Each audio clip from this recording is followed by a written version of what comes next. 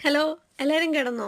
അതെ, കിടക്കുന്നതിന് മുമ്പ് ഒന്നുകിൽ മുടി പിന്നിയിട്ടിട്ട് കിടക്കണം, അല്ലെങ്കിൽ മുടി ബണ്ണായിട്ട് കെട്ടി വെച്ചിട്ട് കിടക്കണം. ഇത് രണ്ടും ചെയ്യാതെ മുടി അഴിച്ചിട്ട് കിടക്കരുത്, ഹെയർ ഡാമേജ് ആവും.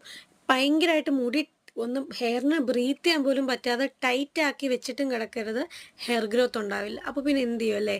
നമ്മൾ ഹെയർ കെട്ടി വെക്കണം, ബട്ട് അത് ഫ്രീ ആയിട്ട് കുറച്ച് ലൂസായിട്ട് വേണം ഹെയർ കെട്ടാൻ. അതിന് രണ്ട് ഹെയർ സ്റ്റൈലാണ് മോസ്റ്റ്ലി പ്രിഫർ ചെയ്യുന്നത്.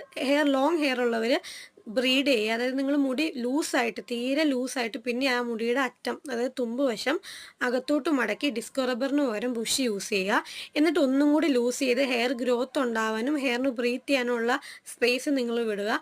അതല്ല നിങ്ങൾ ബൺ ചെയ്യുന്നതാണെങ്കിൽ, ഞാനൊക്കെ ബണ്ണാണ് പ്രിഫർ ചെയ്യുന്നത്. ബണ്ണ് ചെയ്യുന്ന സമയത്ത് നമ്മൾ ഈ ഒരു സെൻറ്റർ പോർഷനിൽ ഹെയർ നമ്മൾ ബൺ ചെയ്യാൻ ശ്രദ്ധിക്കുക. ഞാൻ എങ്ങനെയാണ് ചെയ്യുന്നതെന്ന് കാണിച്ചു തരാം.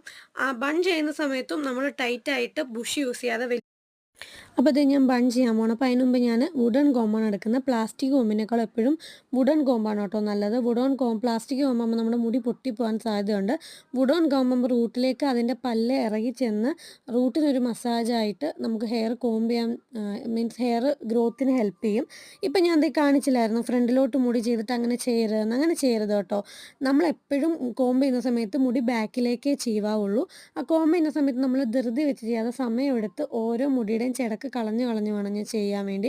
ഇത് ഓൾറെഡി ഞാൻ എൻ്റെ ചിടക്കെല്ലാം കളഞ്ഞു വെച്ചിരിക്കുന്ന ഹെയർ ആണ്. ദെൻ ഞാൻ എല്ലാം കൂടി ഇങ്ങനെ ഒരുമിച്ച് പിടിക്കുന്നുണ്ട്.